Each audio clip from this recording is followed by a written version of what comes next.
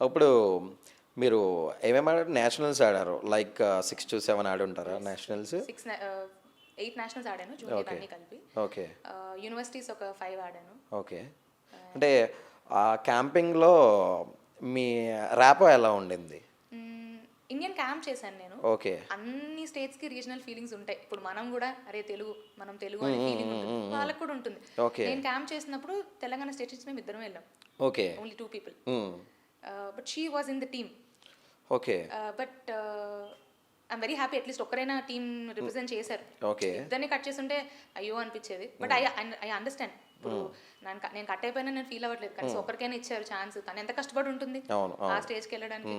So I'm happy. కానీ ఉంటుంది regional feeling డెఫినెట్గా ఉంటుంది ఓకే. ఒక ప్లేస్కి వెళ్తే. ఎందుకంటే తెలంగాణ స్టేట్ నుంచి మేము ఇద్దరం వెళ్ళాము. హ్మ్.